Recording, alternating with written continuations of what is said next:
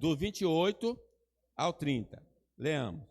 Chegando um dos escribas, tendo ouvido a discussão entre eles, vendo como Jesus lhe houvera respondido bem, perguntou-lhe: qual é o principal de todos os mandamentos? Respondeu Jesus: o principal é: ouve, ó Israel, o Senhor nosso Deus é o único Senhor. Amarás, pois, o Senhor teu Deus de todo o teu coração, de toda a tua alma, de todo o teu entendimento e de toda a tua força.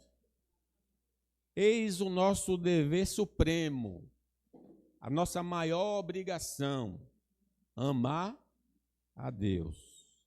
Podemos avaliar a autenticidade de nossa fé, se a nossa fé é verdadeira ou não, por meio da nossa postura quanto a este mandamento. Se estamos obedecendo a este grande mandamento, amar a Deus. Poderemos notar se a nossa fé é fraca ou forte, pela nossa disposição e execução do mandamento de amar. Se por um lado eu posso saber se eu sou crente verdadeiro ou não, depende da obediência a esse mandamento. Também por este mandamento eu vou saber se a minha fé é forte ou fraca. Priscila? Isso, mas não fale não. Saberemos da importância de Deus em nossa vida pela observância ou negligência ao mandamento de amar a Deus. À luz, então, do texto bíblico, podemos afirmar as seguintes verdades sobre o amor de Deus. É isso que nós vamos aprender, o amor a Deus. É o tema da nossa mensagem. Em primeiro lugar, o amor a Deus deve ser a principal obrigação do homem. Vamos reler e preste atenção à pergunta desse escriba e o que Jesus responde para ele. Vamos ler de novo. Chegando um dos escribas, tendo ouvido a discussão entre eles, vendo como Jesus lhe houvera respondido bem, perguntou-lhe: qual é o principal de todos os mandamentos? Respondeu Jesus: o principal é: ouve, ó Israel, o Senhor nosso Deus é o único Senhor.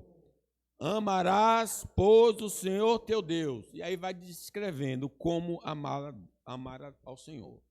No mandamento de amar a Deus, somos proibidos de dar prioridade a qualquer outro mandamento da lei do Senhor. Existe uma hierarquia dos mandamentos. Existe o principal, existe o primeiro e os que vêm depois. Então, qual é o primeiro? Amar a Deus. Esse é o mandamento superior aos demais. Nenhum mandamento vai estar no mesmo nível deste mandamento em nossa vida. Havendo choque entre os mandamentos, devemos sempre priorizar o mandamento de amar a Deus. Por exemplo, quem ama seu pai ou a sua mãe mais do que a mim, não é digno de mim. Então, Deus, o amor a Deus, tem de estar acima do amor pelos pais. Quem ama seu filho ou a sua filha mais do que a mim, não é digno de mim. Quem não tomar a sua cruz e vem após mim, não é digno de mim. Quem achar sua vida, perdê-la-á. E quem todavia perder a vida por minha causa, achá-la-á. Há um exemplo até que Jesus convida uma pessoa para segui-lo, e ele diz: Senhor, deixe-me me despedir dos meus pais. A ideia é o seguinte, não é dizer, meu pai, estou indo embora. Não, a ideia é o seguinte, eu vou pedir permissão aos meus pais para te seguir. Jesus diz, olha, não, assim não pode. Você tem que me seguir agora. Outro disse, deixe-me primeiro sepultar meus pais. Lembre que o mandamento honra teu pai e a tua mãe. Deixe sepultar os meus pais. Em outras palavras, ele está dizendo, olha, quando meus pais morrerem, eu irei te servir. Jesus disse, não pode ser assim. Primeiro seguir ao Senhor Jesus Cristo. Somos proibidos por este mandamento de termos amantes divinos em nossa vida para rivalizar com o Senhor. Eu não posso ter Deus e outros deuses no meu lado. Só Deus pode ocupar o primeiro lugar na nossa vida. Nada, nem ninguém pode estar no lugar de Deus em nossa vida. Nem tampouco sentado ao seu lado no trono de nosso coração. Isso seria um grande desrespeito ao Senhor e despertaria seu ciúme e ira contra nós. Deus exige exclusividade. Então falou o Senhor todas essas palavras. Eu sou o Senhor teu Deus, que te tirei da terra do Egito, da casa da servidão. Não terás outros deuses diante de mim. O ciúme de Deus, mencionado nas Escrituras, não é como o ciúme humano, egoísta e possessivo. É um zelo santo pelo seu povo, um desejo de sua total devoção e bem-estar. Ele sabe que colocar outras coisas no lugar dele só nos trará frustração e nos afastará do verdadeiro propósito e da verdadeira alegria que se encontram nele. Então, meus irmãos, a gente ouve por aí pessoas que traíram e como a pessoa que foi traída reage a uma traição. Às vezes dá cabo da vida, às vezes mata a outra ou mata o próprio marido. É o ciúme que estoura. A palavra de Deus diz que, de fato, Deus tem ciúmes. Quando nós colocamos outros deuses no nosso coração, Deus tem ciúme. E Tiago adverte. Infiéis, não compreendeis que a amizade com o mundo é inimiga de Deus? Mundo aqui são princípios que as pessoas são governadas que não agradam a Deus. Aquele, pois, que quiser ser amigo do mundo, constitui-se inimigo de Deus.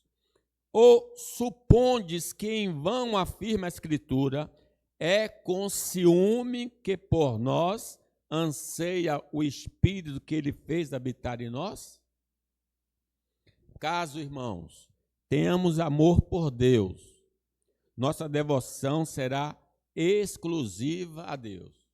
É o voto de matrimônio que o homem e a mulher fazem no dia do casamento. Fidelidade até que a morte os separe.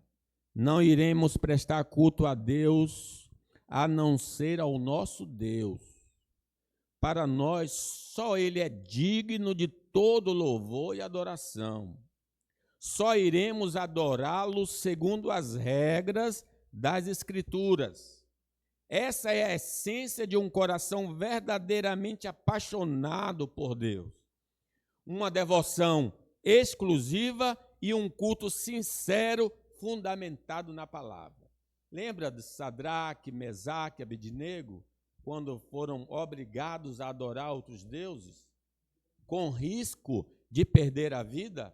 Eles disseram ao rei, ó rei, se Deus quiser, nos livrará da sua mão e da fornalha. Mas fica sabendo, nós não adoraremos os seus deuses.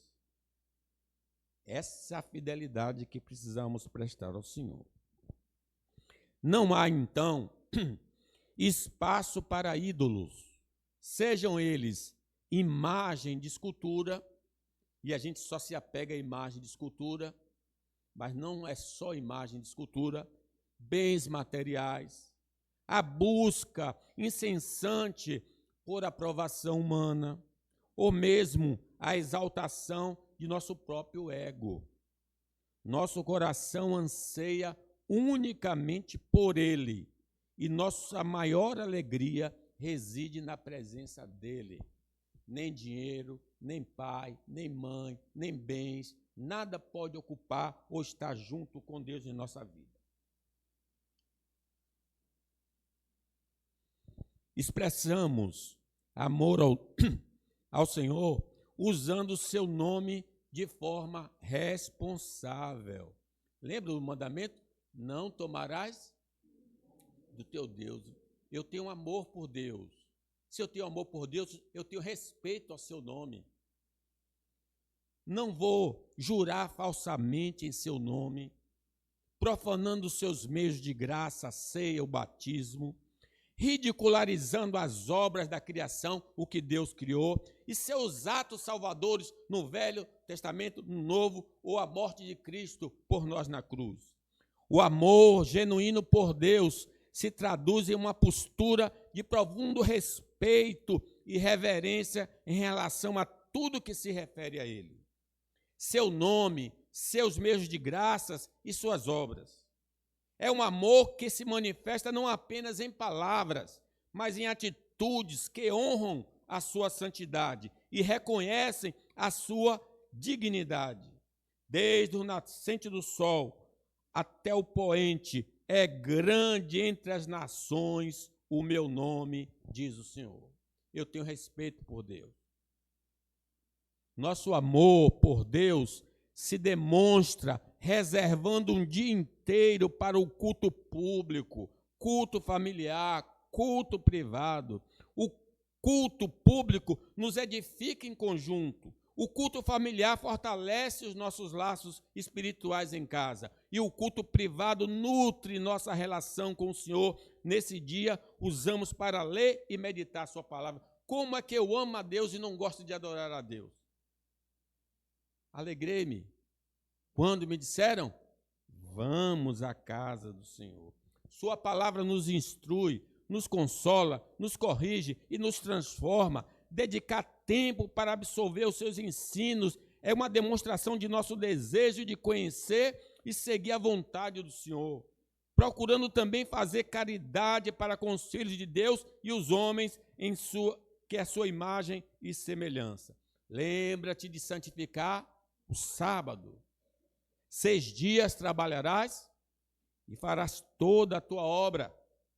Mas o 7º dia é o sábado do Senhor teu Deus. Sábado significa dia de descanso. Nele não farás obra alguma, nem tu, nem teu filho, nem tua filha, nem o teu servo, nem a tua serva, nem o teu animal. Nós sabemos se as pessoas que namoram ficam anelando a hora, o dia que vai se encontrar com o amado, com a amada. Como é que eu amo ao Senhor e não tenho prazer de estar na presença do Senhor? Quando não amamos a Deus, lhe somos infiéis.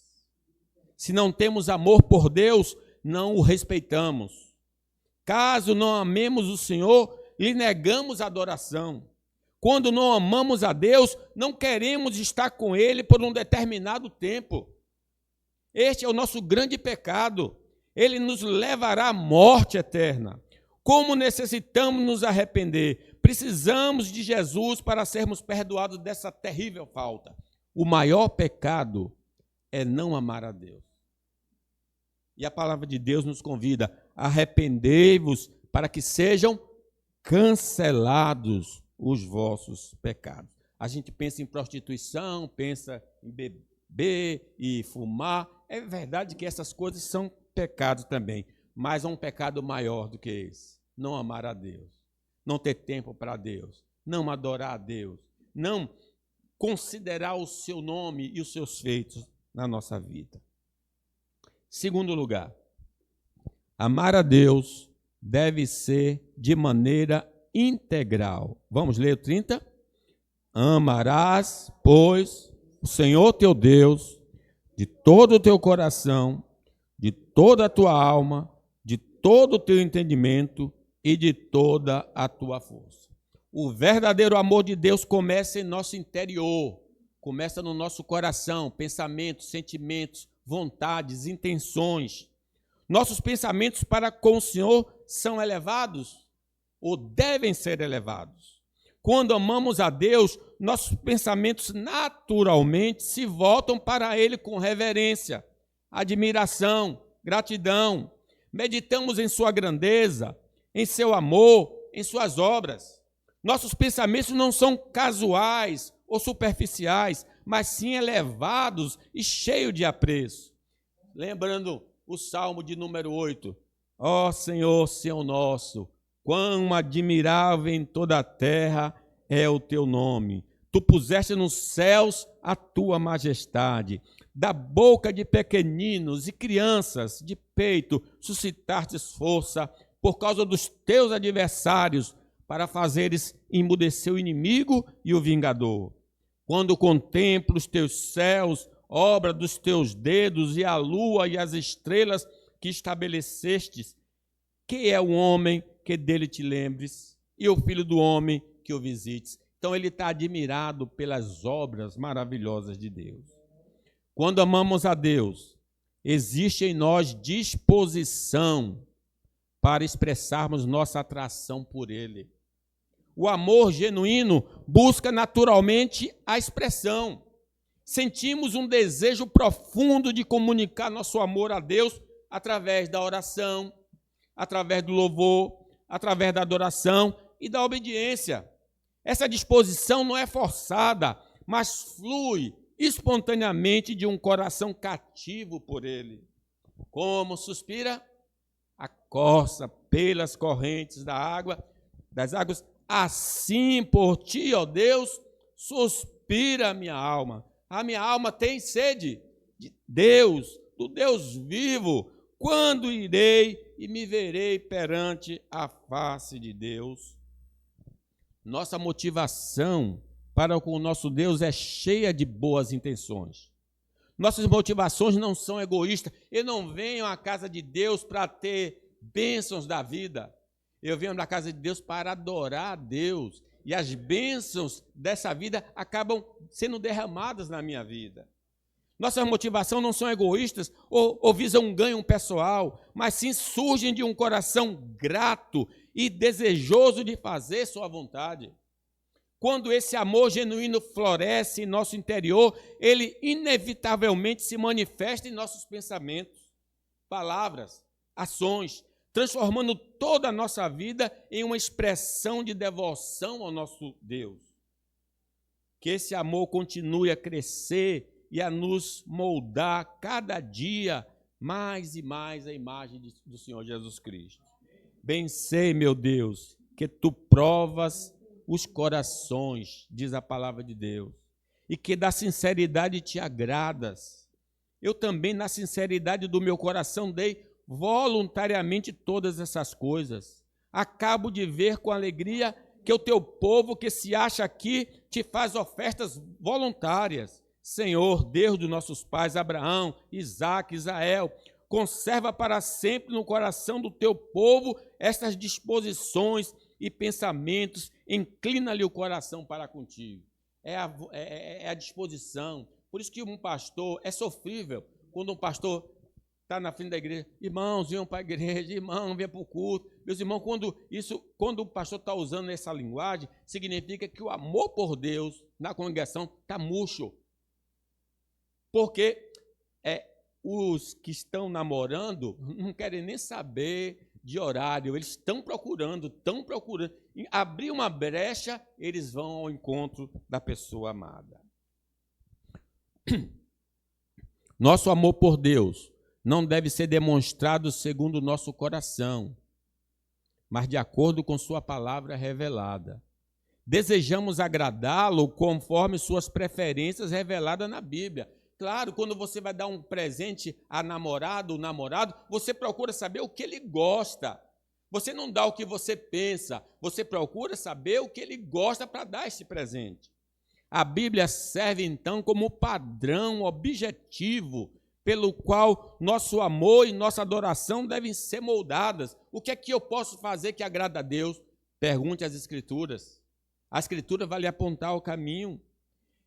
Ela nos revela a natureza de Deus, seus atributos, seus mandamentos e a maneira como Ele deseja ser adorado.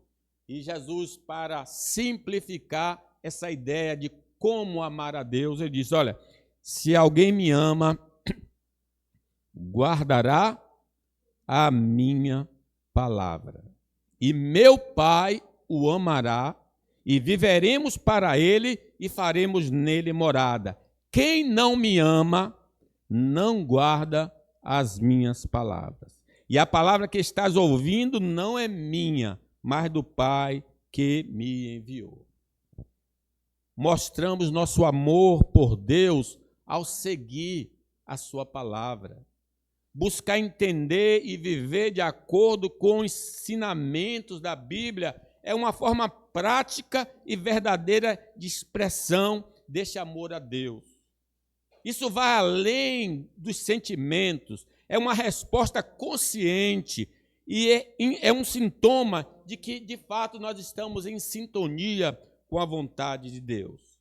A obediência não é uma obrigação fria, mas demonstração natural de um coração que ama e deseja agradar ao Senhor. Oh, como eu amo a tua lei, diz o salmista. O Salmo 119 é uma expressão de amor à palavra de Deus, que o salmista expressa ali em mais de 176 versículos, mostrando: eu tenho prazer pela lei do Senhor, mas me regozijo com o caminho dos teus testemunhos do que com todas as riquezas. Meditarei nos teus preceitos e nas tuas veredas terei respeito. Terei prazer nos teus decretos, não me esquecerei da tua palavra. Aqueles que seguem cantores e artistas, quando são verdadeiramente fanáticos, eles sabem até a cueca que o cara usa, onde compra. Sabe de detalhes do outro, corte de cabelo, a vida, o que faz. Meus irmãos, assim seríamos nós em relação ao Senhor, saber tudo que Deus gosta, estar inteirados para agradar ao Senhor em tudo. O nosso amor por Deus é verdadeiro ou falso? Será que ele é apenas de boca? Ah, amo ao Senhor, mas não de coração? Esse povo honra-me com os lábios, mas o seu coração está longe de mim. Em vão me adoram, diz o Senhor. Nossa vida demonstra que amamos ao Senhor. Lembre que quando José foi convidado pela mulher de Potifar para cometer o adultério, ele só disse uma coisa para ela: eu temo a Deus. Esse que fez recuar da imoralidade. Eu temo a Deus. Nossa vida demonstra que amamos ao Senhor. Um amor falso por Deus nos tem privado de experiências com o Senhor. Um amor não verdadeiro por Deus não nos levará ao paraíso, mas ao inferno. Necessitamos mudar de rumo, reconhecendo nossos pecados contra o Senhor e pedindo que Ele nos salve e transforme através de Cristo Jesus. O que Deus nos pede? Ouro, prata? Não. Dá-me, filho meu, o teu coração, e os teus olhos se agradem dos meus caminhos. Ele quer o coração. Quem dá o coração, dá tudo. Quem não dá o coração, tem reservas. Em terceiro lugar, irmãos, o amor a Deus deve ser motivado pelo que Deus é. Preste atenção que ele fala quem Deus é, pelo menos de algumas figuras aqui. Leamos 29. Respondeu Jesus: o principal é: ouve, ó Israel, o Senhor, nosso Deus, é o único Senhor. Eu adoro pelo que Ele é, não somente pelo que Ele faz. O que nos deve atrair ao Senhor é a sua unicidade, isto é, Deus é único, só existe o nosso Deus, meus irmãos. Não existe nada no mundo visível, o nosso mundo, e o mundo invisível dos anjos, que possa se comparar com Ele. Por isso que não podemos fazer imagem do Senhor. Não há outro ser que se compare a Ele em poder, majestade, santidade, sabedoria e amor. Ele é o Criador de tudo que existe. tanto do mundo visível quanto do mundo invisível. Tudo deriva dele e depende dele. Diz a palavra em Isaías: assim, vós sois minhas testemunhas, diz o Senhor, o meu servo a quem escolhi, para que o saibais e me creiais e entendais que eu sou o mesmo, e que antes de mim Deus nenhum se formou, e depois de mim nenhum haverá. Eu sou o Senhor, e fora de mim não há salvação. Só Deus salva, irmãos. Quem concebe, por exemplo, que Satanás é rival de Deus, está despojando o Senhor da sua divindade. Satanás não é Deus, Satanás é uma criatura. Pensar em Satanás como um rival coloca os dois em um nível de igualdade, o que contradiz a natureza da unicidade de Deus. Essa visão pode levar a um medo desnecessário e uma incompreensão da batalha espiritual. A luta não é entre dois poderes iguais, mas entre o Criador onipotente e uma criatura rebelde que já foi derrotada na cruz por Cristo Jesus. Ouve, Israel, o Senhor vosso Deus é único. Não tenha medo de macumba, de seja de que for, não tenha medo. Você tem o único Deus na sua vida, o Deus verdadeiro. Os orixás são invenções dos homens, dos pagãos, dos ignorantes, porque só existe o nosso Deus, irmão. Deus é o Criador, é o sustentador e governador soberano dos céus e da terra. Todas as coisas dependem dele. Se ele recolhe as mãos, tudo se perturba. Não há vida fora dele. Essas realidades nos deveriam tê-lo em alta conta e nos levar a amá-lo e adorá-lo. Diante dessas realidades grandiosas, a resposta natural e apropriada do nosso coração deveria ser de profunda reverência, amor e adoração. Porque, claro que quando uma pessoa está namorando, fica encantada com outra, são alguns atributos, seja eles visíveis ou seja eles de caráter. A pessoa se encanta. Meus irmãos, se nós não temos encanto por Deus, pela revelação da Escritura que fala como Ele é grandioso, como Ele é bom, então não tem mais como fazê-lo. Ele é digno de toda a nossa afeição, de toda a nossa devoção, de todo o nosso louvor. Que essa verdade nos motive a buscá-lo de todo o nosso ser e a viver em constante reconhecimento da sua glória e majestade. Todos esperam de ti que eles dê de comer a seu tempo. Todos, ímpios e santos. Se lhes dá, ele o recolhem. Se abre a mão, eles se fartam de bens. Se oculta o rosto, eles se perturbam. Se lhe corta a respiração, morrem e voltam ao pó. Envias o teu espírito e eles são criados, e assim renova a face da terra. A glória do Senhor seja para sempre. Exulte o Senhor por suas obras. Todos que aqui estão, respiração e tudo mais, recebeu do Senhor, de Deus. Todos deveriam se curvar na presença do Senhor e adorá-lo na beleza da sua santidade. A santidade divina é outro atributo que deveria nos chamar a atenção. Ele é completamente separado de sua criação. Nele não existe nenhuma impureza e maldade. Ele não se associa à mentira, à imoralidade e à injustiça. Ele é totalmente verdadeiro e digno de confiança. Contemplar a santidade divina nos leva a uma profunda humildade e ao reconhecimento de nossa própria erros e pecados. Foi assim que Isaías, quando viu a glória do Senhor, eu sou homem de lábios impuros e habito no meio de um povo de impuros lábios, e vi o Senhor. Se derrete na presença do Senhor. Ele é totalmente, ao mesmo tempo, essa santidade nos atrai, pois anelamos por pureza, verdade e justiça, qualidades que encontramos é em sua plenitude somente em Deus. Você quer aprender a justiça, quer conhecer a justiça, quer que a justiça prevaleça, procure Deus.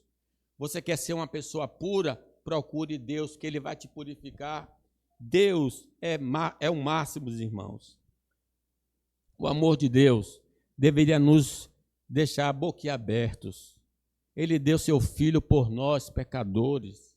Ele deixou que Ele fosse humilhado, morto e sepultado para não perecermos eternamente. E por causa do seu amor incondicional, que permanecemos em sua presença, porque mesmo depois de termos sido alcançados pela graça, tornamos a pecar.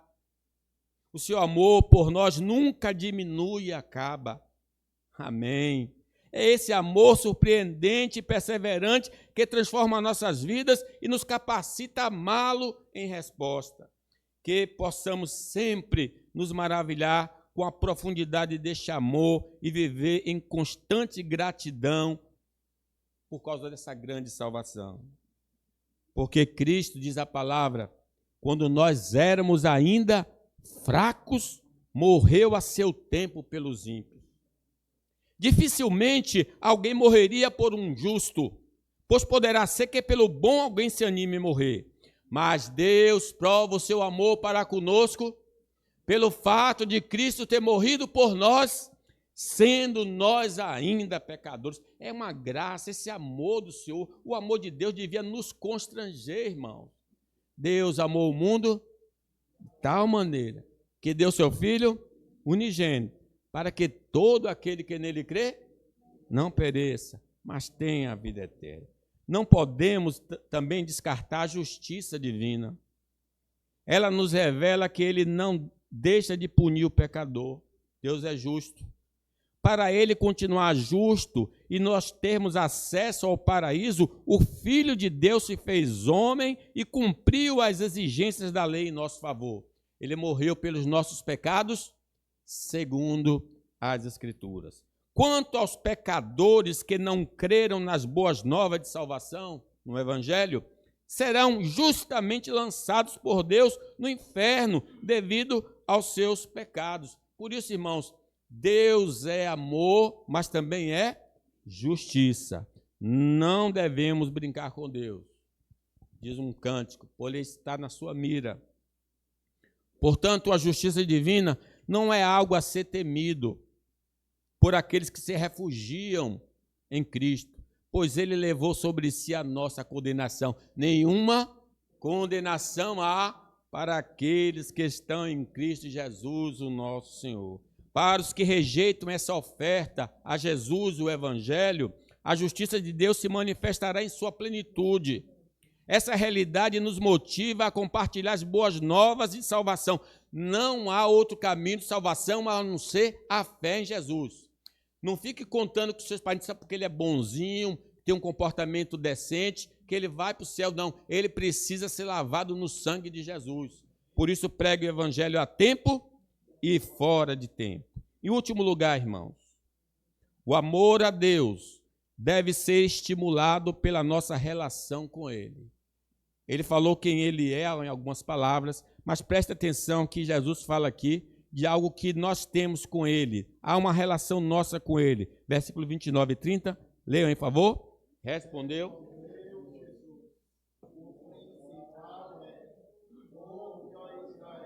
Nosso Deus é o único Senhor.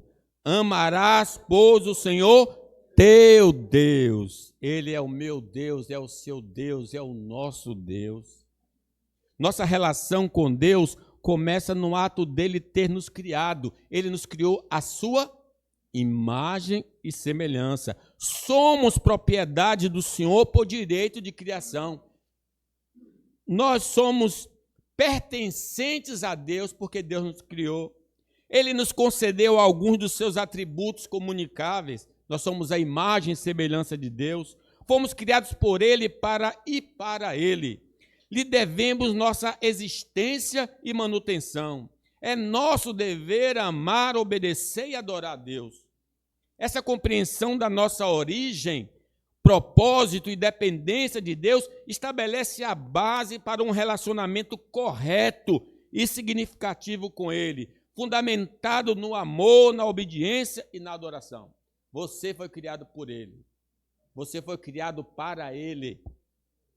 Que possamos viver à altura desse chamado, reconhecendo sempre a nossa condição de criaturas amadas e sustentadas pelo nosso Deus, que é soberano.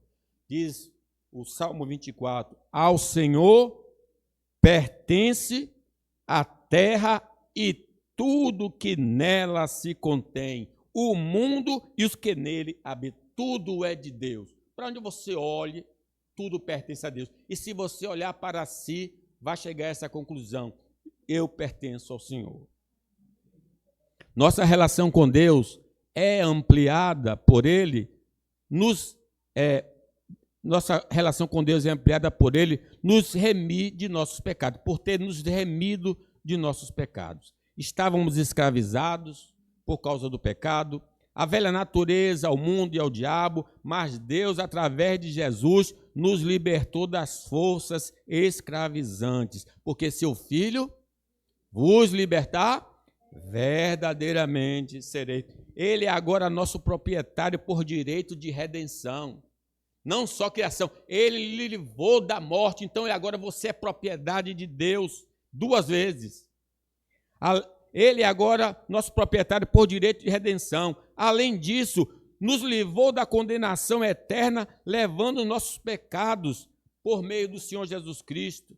Essa salvação deveria nos impulsionar a amar a Deus e a glorificar o seu santo nome. A redenção é a prova máxima do amor de Deus e o fundamento da nossa esperança.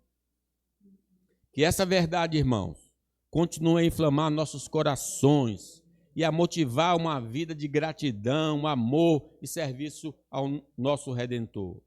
Não sabeis que o vosso corpo é templo do Espírito Santo? Porque foste comprado por preço, nós fomos comprados pelo sangue precioso de Jesus. Agora, pois, glorificai a Deus no vosso corpo. Não tem como o homem deixar de amar ao Senhor.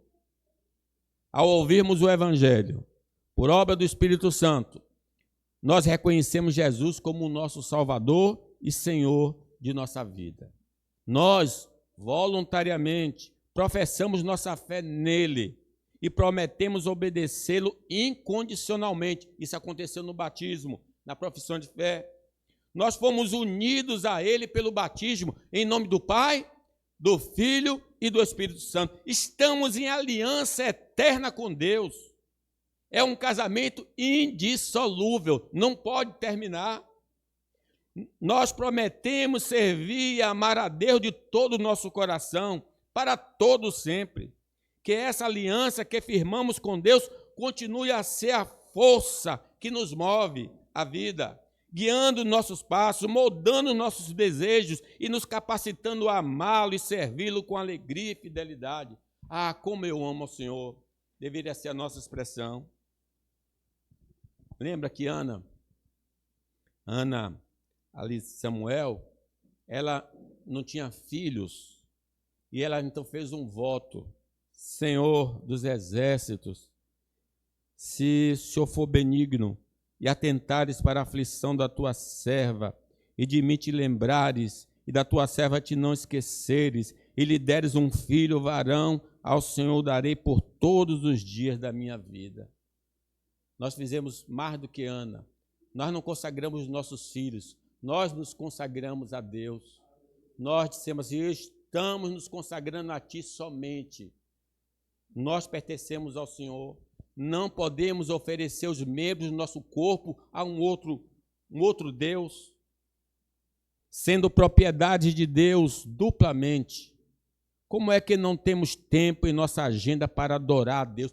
Como uma pessoa que é servo de Deus, que Deus comprou com seu sangue, não tem tempo de adorá-lo? Como é que não conseguimos ouvir a voz divina através das... Como é que um servo de Deus não tem tempo de ler as Escrituras? Por que não conseguimos dedicar uma porção do nosso tempo para falar com Deus em oração? Como é que um servo de Deus não fala através da oração? Nos parece que Deus não é nosso Senhor. Será que ele é só alguém a quem recorremos quando nos encontramos aflitos e necessitados? Será que só buscamos a Deus como há um desespero na nossa vida? Ele é o nosso Criador. Mas será que é também nosso Salvador e Senhor? Jesus falando àqueles homens: por que me chamas Senhor, Senhor, e não fazeis o que eu vos mando? Todo aquele que vem a mim e ouve as minhas palavras e as pratica, eu vos mostrarei a quem é semelhante. É semelhante a um homem que edificou sua casa, cavou, abriu profunda vala e lançou o alicerce sobre a rocha. E vindo a enchente, arrojou-se o rio contra aquela casa e não pôde abalar, por ter sido bem construída. Mas o que ouve e não pratica é semelhante a um homem que edificou uma casa sobre a terra sem alicerces. E arrojando-se o rio contra ela, logo desabou, e aconteceu que foi grande a ruína daquela casa. Essa reflexão, irmãos, nos desafia a um autoexame honesto. Nossas prioridades refletem a quem realmente consideramos Senhor em nossas vidas? Nosso tempo, nossos recursos e nossa atenção são dedicados àquele que nos criou e nos redimiu? Que possamos buscar a graça de Deus para reordenar nossas vidas, colocando-o no centro e dedicando a Ele o tempo, a atenção e o amor que Ele verdadeiramente merece. Diz o apóstolo Paulo: examinai-vos a vós mesmos, se realmente estáis na fé. Provai-vos a vós mesmos, ou não reconheceis que Jesus está em vós, se não é que estáis reprovado. Podemos frequentar a igreja por muito tempo, mesmo assim, ainda não nos relacionamos com o Deus da igreja. Não há evidência em nossa vida de que pertencemos ao Senhor. Mas isso pode mudar agora. Se Deus está nos falando neste momento, precisamos pedir a Ele que nos salve, transforme e nos faça servos que amem verdadeiramente ao Senhor. Hoje é o dia da salvação. Se ouvires a voz do Senhor, não endureça o coração. Concluo, meus irmãos. Não é possível amar a Deus sem termos passado pela experiência do novo nascimento. Só com um coração de carne dado por Deus podemos ter atração por Ele. Se reconhecermos nossa incapacidade e crermos em Jesus como restaurador da criação caída, certamente Ele está fazendo o transplante no nosso coração. Se você está sendo tocado no seu coração, é Deus operando, tirando o coração de pedra e dando um coração de carne. É a maravilha do Senhor. O amor por Deus é confessional, mas vem acompanhado por demonstrações concretas de amor. Se declaramos amar a Deus, vamos expressar esse amor observando os seus mandamentos. Se vivermos uma vida pecaminosa, nossa jura de amor ao Senhor é falsa. Só um viver santo condiz com o sentimento de amor que declaramos pelo Senhor. A ausência de amor a Deus nos irá conduzir ao lago de fogo. Lembre, o maior pecado é este, não amar a Deus. Este é o nosso pecado. Pode não ser muito escandaloso aos olhos dos homens e nem à sociedade, mas é gravíssimo diante de Deus. Como necessitamos ser salvos. Precisamos nos arrepender deste pecado. Devemos acreditar que Jesus morreu na cruz por causa desse grande pecado. Vamos invocar o nome do Senhor para que sejamos salvos. Porque todo aquele que invocar o nome do Senhor será salvo. Que Deus nos abençoe.